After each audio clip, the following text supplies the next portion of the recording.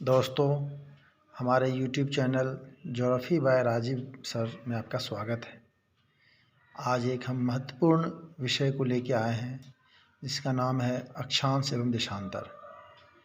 विभिन्न प्रतियोगी परीक्षाओं में इससे संबंधित बहुत सारे प्रश्न पूछे जाते हैं और पृथ्वी पर विभिन्न चीज़ों का अध्ययन करने के लिए कुछ काल्पनिक रेखाएं खींची गई हैं, जिसमें अक्षांश एवं देशांतर महत्वपूर्ण है।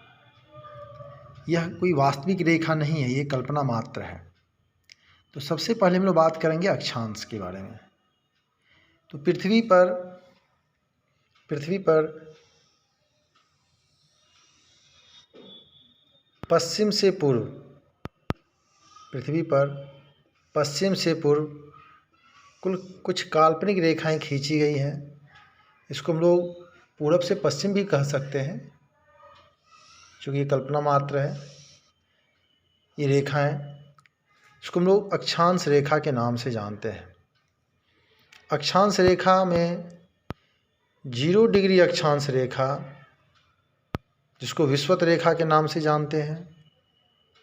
इसके बाद 1 डिग्री, 2 डिग्री, 3 डिग्री, इसी तरह से क्रम होते हुए ये 90 डिग्री तक जाता है।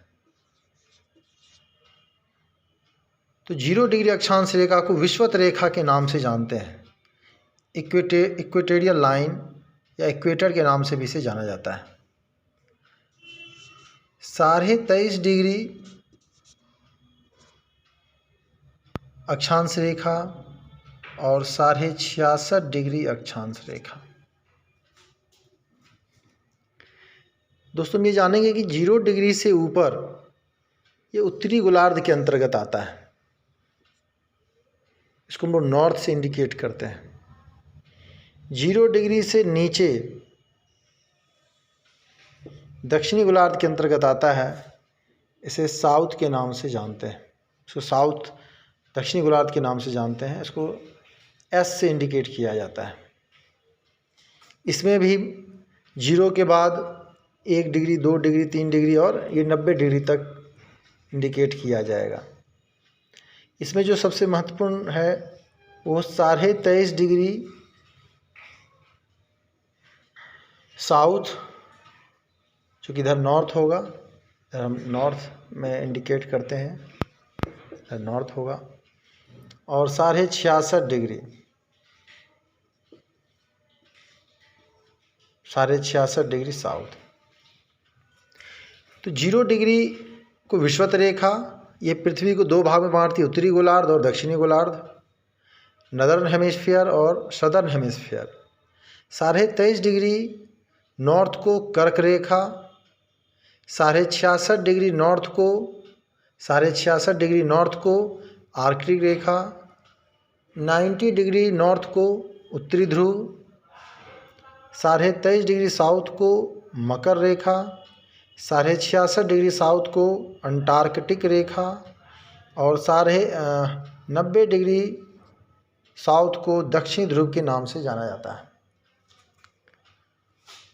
2 अक्षांशों के बीच के क्षेत्र को जोन कहते हैं। 2 अक्षांशों के बीच के क्षेत्र को क्या कहते हैं? जोन कहते हैं। ठीक। अब लो, ये है आपका अक्षांश। अब हम लोग बात करेंगे देशांतर के बारे में। अब हम लोग बात करते हैं देशांतर। तो पृथ्वी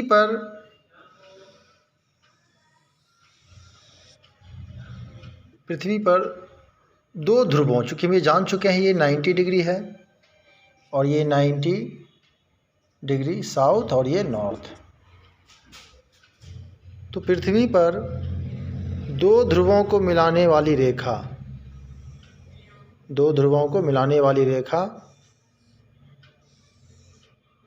को देशांतर रेखा के नाम से जानते हैं। देशांतर रेखा में भी जो है 0 डिग्री आपका ये ध्रुव है, ये ध्रुव है, इन दोनों ध्रुवों को मिलाने वाली को देशांतर रेखा कहते हैं। देशांतर रेखा में जो प्रधान मध्याह्न रेखा है उसको 0 डिग्री से इंडिकेट किया जाता है। और इस तरह से इसको इंडिकेट करें, समझें, ये आपका 0 डिग्री है। इस 0 डिग्री से इधर जो भी देशांतर रेखा होगा उसको ईस्ट से इंडिकेट करेंगे। जैसे 15 degree east, 60 degree east, 90 degree east, इसी तरह करते करते 179 डिग्री ईस्ट, उसके बाद हो जाएगा 180 डिग्री। लेकिन इसको 180 को ईस्ट और वेस्ट में नहीं इंडिकेट करते हैं। ये 0 डिग्री जो है इसको ग्रीनविच मीन टाइम या जीएमटी के नाम से जानते हैं। जीएमटी के नाम से इसे जानते हैं। यहीं से पूरे विश्व का समय निर्धारण होता है। और इस 0 से इधर ईस्ट और इस 0 से इधर आपका वेस्ट हो जाएगा। जैसे 15 degree west, 60 degree west, 90 degree west, इसी तरह से 179 तक जाएगा। यानी कि हम यूँ देखें कि 0 से इधर 179 तक और 0 से लेकर 179 तक ये आपका देशांतर रेखा है। और ये 180 डिग्री एक ही होगा। इसको ईस्ट या वेस्ट में लोग इंडिकेट नहीं करते हैं। तो ये आपका ईस्ट हो गया, ये आपका वेस्ट हो गया। इसी लाइन को यहाँ बनाया गया है इस तरह से। तो इसमें 0 डिग्री जो है आपका प्रधान मध्याह्न रेखा जीएमटी के नाम से जानते हैं, जो कि लंदन के ग्रीनविच से गुजरती है। यहीं से विश्व का समय निर्धारण किया जाता है। और 180 डिग्री देशांतर को अंतर्राष्ट्रीय तिथि रेखा के नाम से जानते हैं और उसी को यहाँ पे दर्शाया गया है। अब अगर इन दोनों को मिला दिया जाए तो कुछ इस तरह का परिदृश्य हमारे सामने आता है। कुछ इस तरह का जो है चित्र सामने आता है।